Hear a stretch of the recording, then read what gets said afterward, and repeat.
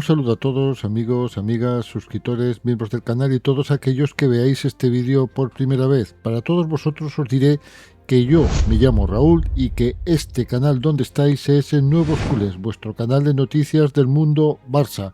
Y como hacemos todos los días, vamos a hacer un breve resumen de los contenidos de los cuales vamos a hablar en este vídeo. Vamos a hablar, como no, de los jugadores del Fútbol Club Barcelona, de la plantilla en general, de las cosas que ha dicho Hansi Flick, cuestiones institucionales, un poquito de historia. Nos vamos también con el partido de este fin de semana, de este domingo, entre el Fútbol Club Barcelona y el Levante. Como no, hablaremos de las selecciones del equipo filial. También hablaremos algunas cositas del femenino, de este partido que ha disputado el Real Madrid en Pamplona ante Osasuna. El asunto Vinicius Prestiani, que sigue tomando muy mal color, y finalizaremos con una miscelánea de noticias, las otras noticias, aquellas noticias que no tienen cabida en ninguno de todos los apartados que acabo de enunciaros. Ya sin más dilación me marcho, desaparezco y volveré después de la intro musical. Vídeo. Dentro. El Madrid en el Sadar estuvo más perdido que un pulpo en un garaje. El Madrid fue como un GPS sin batería. Mucha tecnología, pero se perdió al llegar.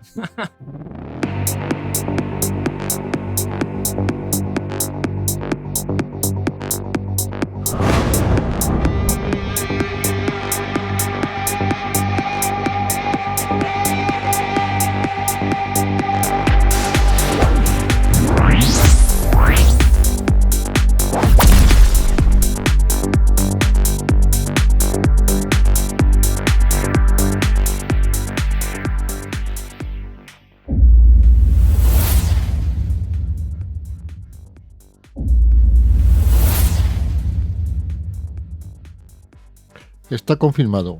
Pedri regresa. Está de vuelta y quizás pueda incluso jugar algunos minutos mañana domingo.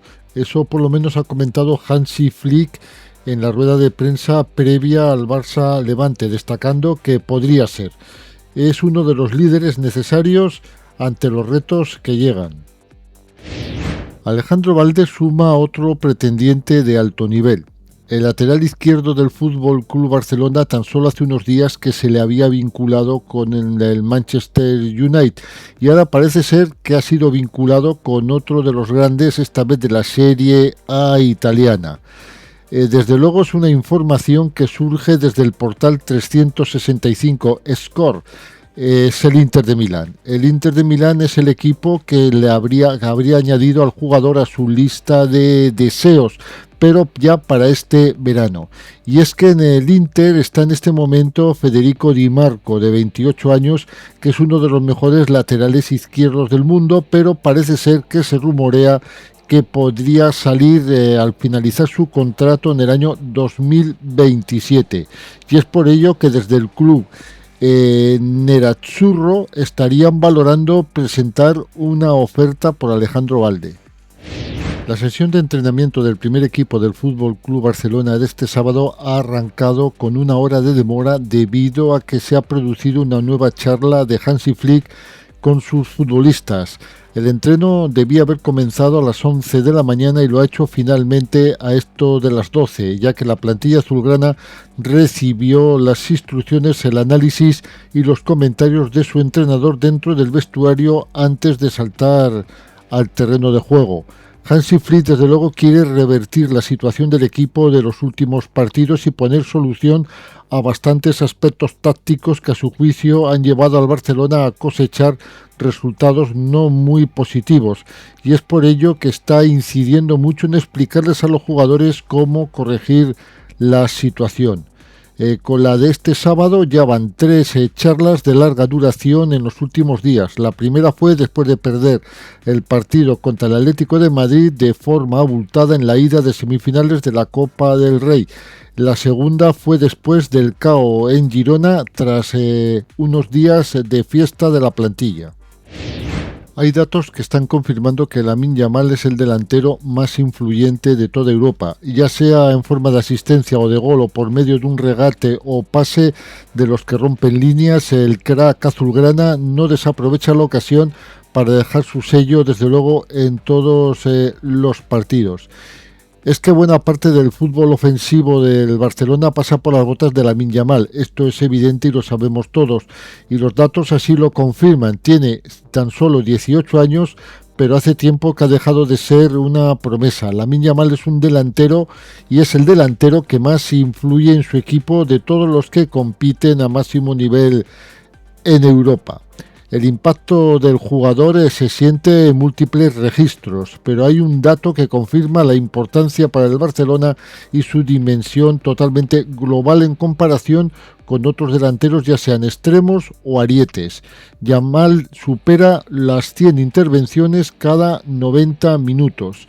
El reencuentro de duelos, pases, centros, recuperaciones, regates y otros tiros le convierten en el atacante de mayor incidencia en el juego de todos los que disputan las grandes competiciones europeas. Es el único que supera el centenar de acciones, concretamente 150 con 52 cada 90 minutos de juego. Solamente se le acerca Michel Olise del Bayern con 91 con 53 intervenciones y Kvaratskhelia del PSG con 88 con 43. Los peores horarios para el Ramadán de Lamine Yamal. Protocolo claro sin dejar nada al azar. El equipo azulgrana afronta 4 partidos seguidos de liga a las 4:15 de la tarde de la mano del club. Desde luego también hay un plan completo y diseñado para mantener el rendimiento del número 10. Hay que recordar que Lamine Yamal está conservando el protocolo del Ramadán.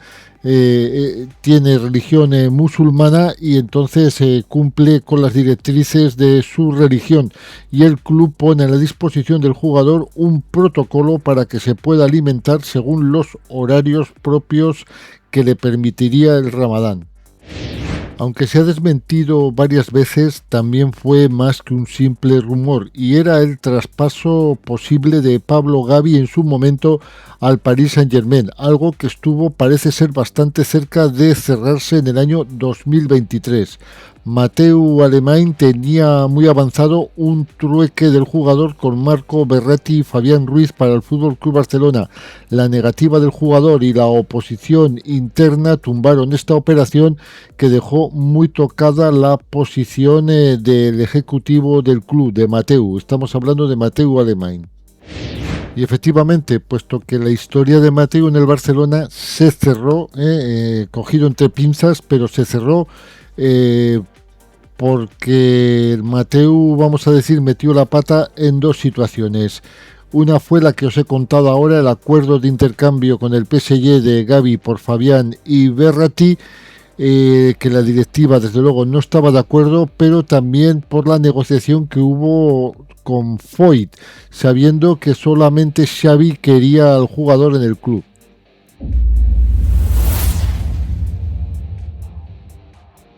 Hansi Flick ha repasado los recientes malos resultados del FC Barcelona y ha querido dejar claro que hay muchos puntos o varios puntos diferentes que se deberían mejorar. Ha puesto el acento en las pérdidas de balón en momentos en los que los jugadores no están bien ordenados.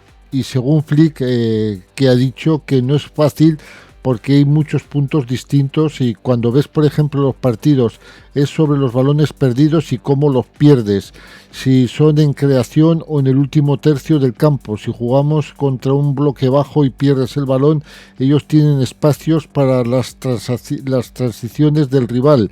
Esto significa que también hay que estar muy bien colocados en defensa. Si pierdes demasiados balones y no estás en buena posición defensiva, abres espacios para el rival. Estos son solo 3 puntos, pero hay bastantes más, ha afirmado Hansi Flick, que ha seguido explicando que deben subir en intensidad colectiva para poder recuperar el juego con el que dominaron la pasada temporada. También se ha desvelado el contenido de la charla de 1 hora que ha tenido con sus futbolistas antes de salir al césped en el vestuario. La ha tenido en el vestuario y ha afirmado Flick que hemos hablado y hemos tenido una charla muy honesta y abierta hace 2 días y hoy. Esta es la clave para los próximos partidos. Tenemos que jugar con nuestra filosofía como equipo, el uno por el otro, bien posicionados y colocados, y quiero ver un equipo ambicioso. Todos están convencidos de lo que quieren hacer y que lo quieren hacer, y debemos seguir con ello.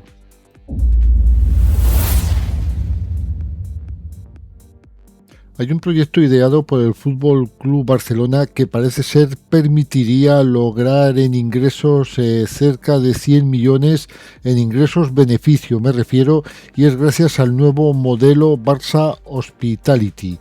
El Fútbol Club Barcelona ha lanzado un nuevo modelo de experiencia premium en Spotify Camp Nou llamado Barça Hospitality.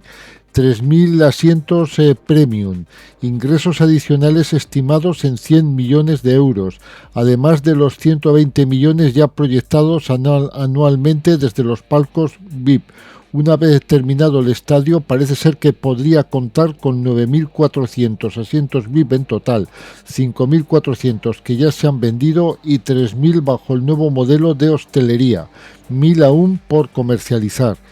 Los precios podrían oscilar entre los 20.000 y los 80.000 euros, dependiendo de la ubicación y de la duración del contrato. Si se cumplen los proyectos, los ingresos adicionales totales relacionados con el estadio podrían alcanzar cerca de 350 millones anuales a través de asientos premium y operaciones de patrocinio. Mientras tanto, el Ayuntamiento de Barcelona ha aprobado una bonificación del 35% en el ICO para las obras del Espai Barça. Según el informe de Campeones de Europa 2026, el fútbol Beckmark, el Barcelona lidera actualmente en Europa en ingresos operativos con cerca de 985 millones desglosados en 3 partes, 58,4 a nivel comercial, 250 millones a nivel de transmisión y 150 a nivel de jornada. Creo que he dicho 58,4, bueno, es 584 de forma comercial, repito otra vez, 250 a nivel de transmisión y 150 a nivel de jornada. Incluso en el marco financiero de jugar el Montjuic estaba estimado en 100 millones de euros por temporada. El club continúa reestructurando su modelo de ingresos de cara a la nueva era en el Camp Nou.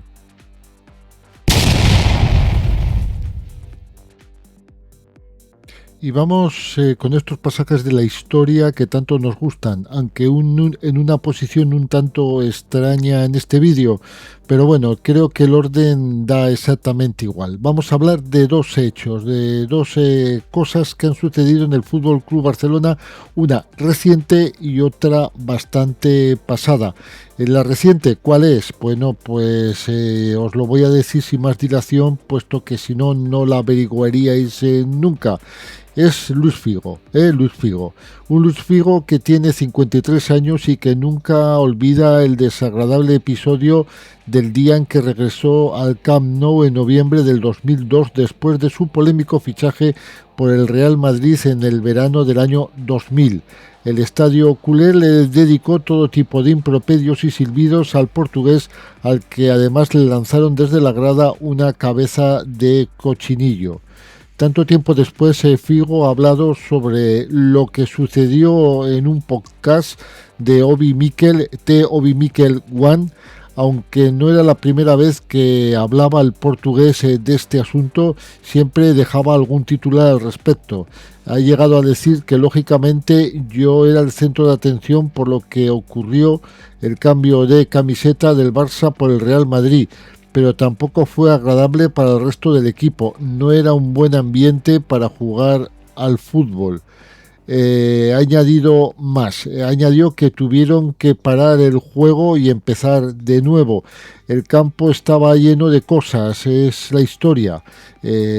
por todo esto fue provocado por la prensa de Barcelona, dice el centrocampista sobre el caldeado ambiente que vivió en el Camp Nou, que le llamó incluso Judas. Cuando me fui del Barça al Madrid me sorprendió lo que ocurrió. La bola de nieve se empezó a hacer cada vez más grande y ya no hubo vuelta atrás. Me equivoqué al decir en una entrevista que nunca ficharía por el Real Madrid. Figo también ha desvelado que antes de elegir el Inter pudo haber fichado por el Liverpool de Rafa Benítez. Al final no pasó nada y era el destino. Elegí el Inter por un tema de sentimientos. El Manchester United, no, nunca hubo ninguna oportunidad ni con el United ni con el Manchester City. También Luis Figo ha hablado de Ronaldo Nazario. En esta época estaba delgado y era puro talento. No necesitaba entrenar porque era muy superior a todos. Físicamente cambió las lesiones y le hicieron sufrir mucho. El físico cambió, pero la calidad seguía ahí. Cuando fichó por el Real Madrid, para mí es el mejor definidor del mundo. La segunda página de la historia es más antigua. Ya os he dicho que era una moderna, la otra antigua. Esta está a punto de cumplir 100 años. Efectivamente, y es el primer enfrentamiento en el que el Barcelona y el Levante jugaron. Todos sabemos que juegan este domingo 21 de febrero del 2026 a las 4:15 de la tarde en el Spotify Camp Nou, pero también debo deciros que faltan muy poquitos días para que se cumplan los 100 años de su primer enfrentamiento oficial. Esto se recordaba en un artículo escrito por Felipe Benz en el Diario de Levante, un 28 de febrero del año 1926. 12 caballeros, un asturiano y un vasco, se plantaron en el score. Relató sobre aquel encuentro pionero que acabó con un marcador de 5-0 a favor de los ya llamados culés, con 4 goles de Emili Sagibarba y otro más de Rafael Musterós. Ahora el equipo granota vuelve al reabierto Camp Nou, que anteriormente había visitado 16 veces, encajando el mismo número de derrotas. Después de aquel bautismo en el año 26, hace ahora casi falta muy poquito para que se cumpla el siglo, en la Copa del 34-35 el Levante logró su mejor resultado en Les Corts, un empate a 2 que fue el augurio del que es ahora el título más valioso y sin duda el más peleado que figura en su palmarés, la conquista de la Copa de España Libre o Trofeo Presidente de la República del año 1937. Esa liga la ganó el Barcelona, que por cierto todavía no le han validado el título, y la Copa la ganó el Levante en el año 37. El Levante redujo al Valencia y al Barcelona en esta Copa de España para alcanzar la semifinal. La guerra desgarró el ascendente de un colectivo que fantaseó con cotas inimaginables.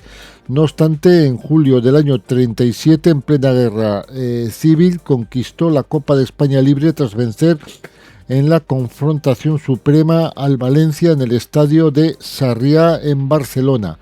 Aquel partido se jugó un domingo 18 de julio del año 1937, decidiendo un gol de José García Nieto Romero para darle el trofeo al Levante. Josep Rodríguez Tortajada, presidente del Valencia, alineó un proyecto que contaba con el placet de Ricardo Cabot y de la Federación. Cabot está interesado en que la competición se celebre y a tal efecto piensa darle carácter oficial que pudiera sustituir a la famosa ya tradicional Copa de España, manifestó Rodríguez Tortajada en los medios deportivos. Concluida la guerra civil, el régimen franquista desautorizó todos los logros deportivos cosechados en la zona republicana. Tras un largo silencio que duró décadas, una batalla legal que arrancó en el año 2007 culminó en marzo de 2023 con el reconocimiento de la oficialidad por parte de la Real Federación Española de Fútbol de aquella Copa para el Levante. Curiosamente, el Barcelona se coronó, como os he contado anteriormente, en los meses previos al 37 campeón de la llamada Liga Mediterránea, torneo que se disputó entre enero y mayo del año 1937 en plena Guerra Civil Española en territorio leal a la República. Tras 14 partidos con 20 puntos, el Barcelona se impuso a sus más directos rivales, el Español y el Valencia y el Girona. El 2 de mayo del año 37 el Barcelona ganaba la Liga del Mediterráneo hasta que en el año 1939 un decreto de las nuevas autoridades franquistas dejó sin efecto todos los torneos futbolísticos jugados en zona republicana durante el conflicto bélico, se entiende. A diferencia de la Copa de la España Libre, legitimada oficialmente para el Levante y que mereció, por cierto, la felicitación oficial del Barcelona en el 2023, aquella liga del año 37 no ha ocurrido lo mismo. Todavía está en el debe de alguien que se le reconozca al Fútbol Club Barcelona.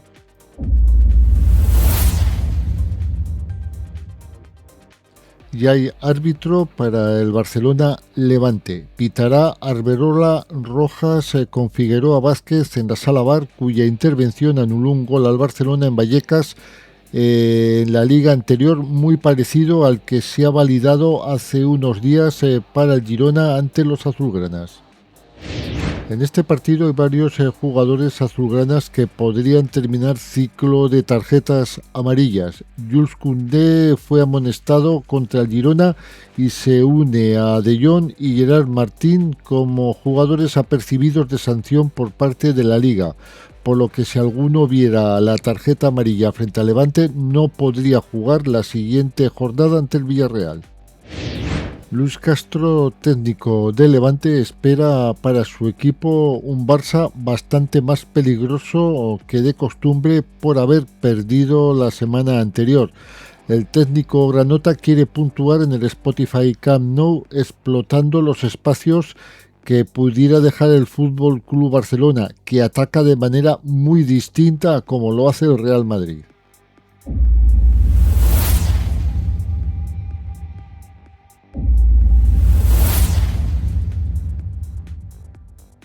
Víctor Font quiere a Leo Messi como presidente de honor y quiere incluso que el jugador todavía se retire en el Fútbol Club Barcelona.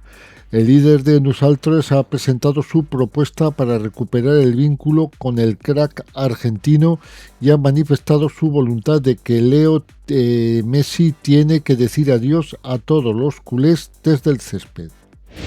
Vilajoana se ha mostrado muy combativo con la afirmación de que Laporta no ha salvado nada. El precandidato ha respondido al expresidente sobre la cuestión y experiencia llamar Siria y a Font sobre el uso de la carta Leo Messi. El señor Vilajoana también ha afirmado que lo que sucedió con Leo Messi no podría pasar con el fútbol femenino o no debería pasar en el fútbol femenino. El precandidato ha criticado la gestión económica de Laporta y su incidencia, y ni se puede renovar a jugadoras de la casa. Eso ha dejado bastante hincapié el señor Vilajoana. Laporta ha continuado su gira electoral por la zona de Sitges en un acto marcado de color cruifista. Ha afirmado que el club no debe caer en manos inexpertas. La entidad azulgrana ya ha puesto a disposición de los precandidatos los espacios para poder lograr el apoyo de los socios. Están totalmente a punto las carpas para recoger las firmas.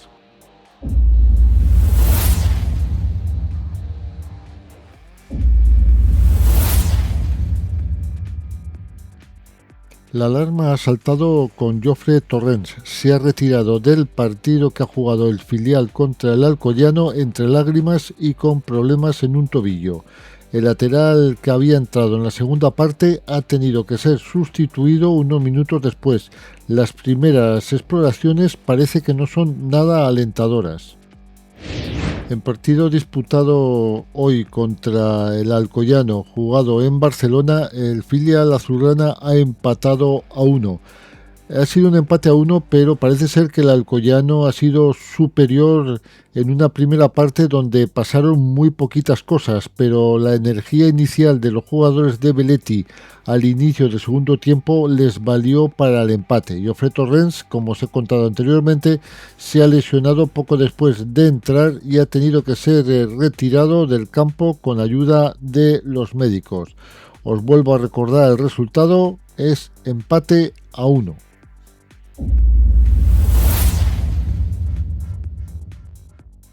El FC Barcelona femenino ha derrotado esta tarde al Granada por el resultado de 0-2, goles de Aisha y de Caroline Graham Hansen.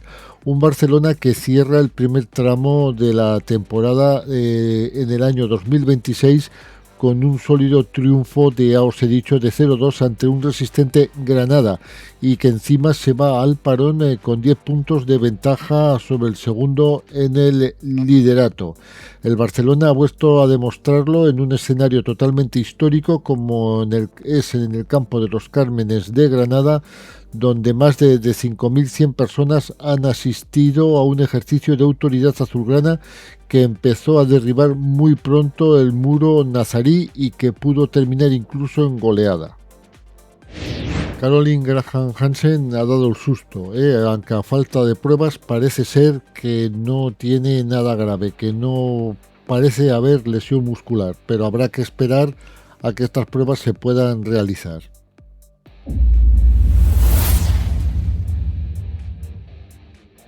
El Real Madrid pierde en Pamplona ante Osasuna por el resultado de 2-1 y deja el liderato en manos del FC Barcelona. El Real Madrid ha caído en Pamplona ante un Osasuna bastante hábil, bastante bueno, que ha marcado el gol del triunfo en el minuto 90. Alessio Lissi, entrenador del Club Atlético Osasuna, tras la victoria por 2-1 ante el Real Madrid, ha dicho que les hemos ganado a la antigua usanza, con corazón, disciplina y fútbol sin ningún tipo de debate y sin drama. Solo 2 goles y trabajo duro. A veces no necesitas ayuda extra cuando tu equipo lucha por cada balón. Pero vamos con la polémica, porque como no, tiene que haber polémica en un partido del Real Madrid. Y ese penalti, un penalti señalado gracias al VAR esta vez, marcado por Budimir, ha hecho que Osasuna se adelantara en el marcador en su partido disputado esta tarde contra el Real Madrid. La jugada ha partido el encuentro en 2 y ha llegado en el minuto 33 de partido. Budimir cae dentro del área en una acción dividida entre Asensio y Courtois. El delantero croata se va al suelo y el colegiado Quintero González no duda, saca tarjeta amarilla a Budimir por simulación de penalti. Budimir se desespera con el árbitro, protesta con vehemencia la decisión. Parecía que el asunto se iba a quedar ahí en esta manera, con el delantero osasunista amonestado, y parecía también que el Real Madrid iba a seguir con el balón. Pero llega el aviso del árbitro del VAR. El VAR tenía otra lectura y Quintero González es llamado al monitor para revisar esta acción. Lo que ve en la pantalla le hace cambiar por completo de criterio. El árbitro andaluz da marcha atrás en su decisión, anula la tarjeta amarilla a Budimir y señala el punto de penalti para Osasuna. Y la decisión no solamente no queda ahí.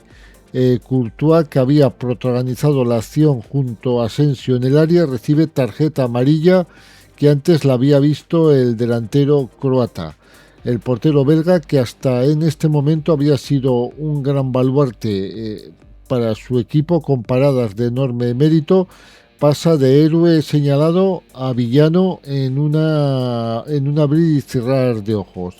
La secuencia completa resultó difícil de digerir para el Real Madrid, ya que primero daba la sensación de que había esquivado el penalti después de la revisión y finalmente la imagen de Courtois con el cartón amarillo en la mano y punto de penalti señalado.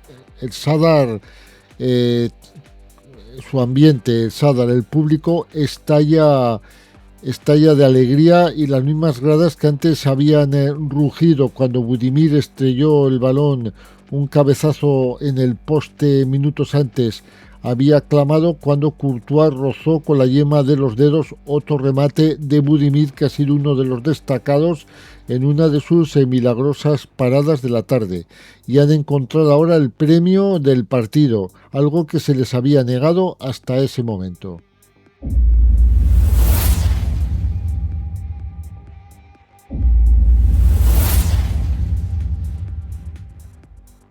Lo acontecido en este partido sigue todavía siendo cada vez haciéndose peor, todavía está más lioso y más enrevesado.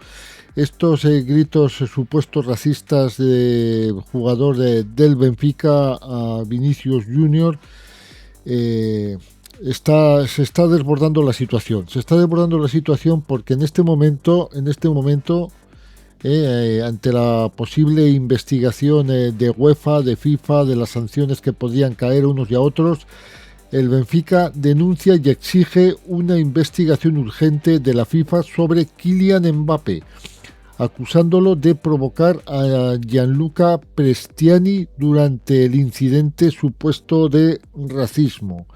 El club portugués está preparando una queja oficial ante la FIFA en la que se manifiesta la firme oposición a las palabras que Mbappé dirigió a su jugador. Benfica y Prestiani afirman que Mbappé respondió con mono blanco, volviendo la acusación de abuso racista hacia la estrella del Real Madrid.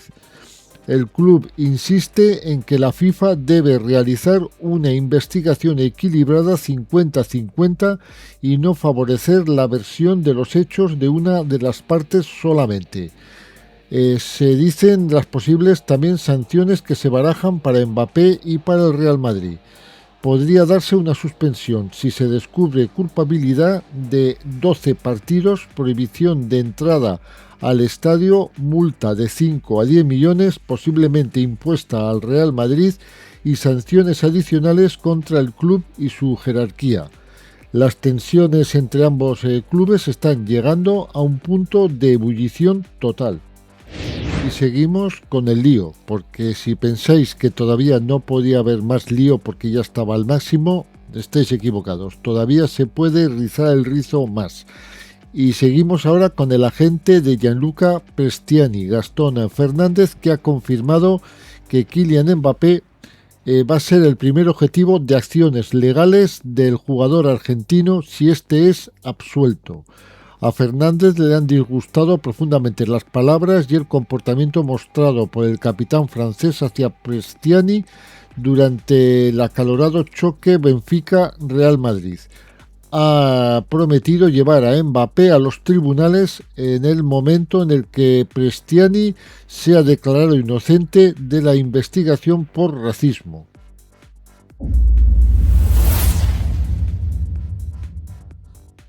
Esta guión de la explosión y vínculo con el FC Barcelona a la desesperación total. El delantero de Camerún del Levante ha sido la gran revelación del inicio de la temporada y llamó el interés azulgrana, pero su rendimiento ha caído en picado y no marca ni asiste desde el pasado 26 de octubre. Pero hay que recordar que este es uno de los jugadores que disputaron la Copa África prácticamente hasta el final, y yo creo que esto le ha pasado factura. Luis Enrique le da la primera titularidad a Dro. El joven centrocampista ex del FC Barcelona se ha estrenado hoy en el once inicial del PSG tras llegar en enero procedente del Barcelona. El PSG ha abonado a Kylian Mbappé los 60,9 millones de euros a los que ha sido condenado por el tribunal el pasado 16 de diciembre. En su página web, el conjunto parisino ha publicado el contenido íntegro de la sentencia, ya que estaba obligado a hacerlo precisamente, y además ha confirmado que no va a interponer ningún tipo de recurso de apelación y da por concluido el procedimiento. Los 60,9 millones de euros que ha abonado se desglosan de la siguiente manera: 36.666.680 de tercera prima de fichaje 17.250.000 euros de recordatorio de salarios de abril, mayo y junio de 2024. 1.725.000 de vacaciones pagadas, 1.500.000 de prima de ética de abril, mayo y junio de 2024. 150.000 euros en concepto de vacaciones pagadas sobre recordatorio de prima de ética de los meses abril, mayo y junio de 2024. El delantero había denunciado al PSG hacía año y medio y finalmente recibe esta cantidad de 60,9 millones que había reclamado. Harry Kane, delantero inglés del Bayern Múnich, ha hablado sobre los supuestos contactos del entorno que el precandidato Xavier Villajoana ha asegurado haber iniciado. Ha afirmado que mi padre y mi hermano se encargan de todo esto y a mí no me han dicho absolutamente nada.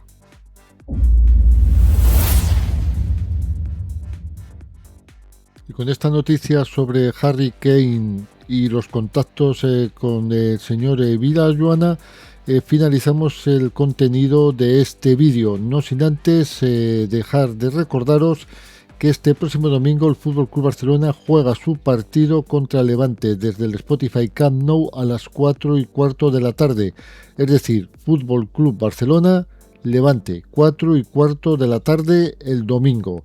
Y nada más, solamente me resta pediros por favor que me dejéis vuestros comentarios más abajo en la caja de comentarios, que os suscribáis al canal, que es totalmente gratuito, y sobre todo si tenéis a bien que dadme vuestro like. Todas las tres cosas son muy importantes. Y nada más, solamente me resta desearos un buen fin de semana, sobre todo un buen domingo, y quedar citado con vosotros para un próximo vídeo que será mañana con el postpartido. Chicos, chicas, cuidaros y nos vemos en unas horas.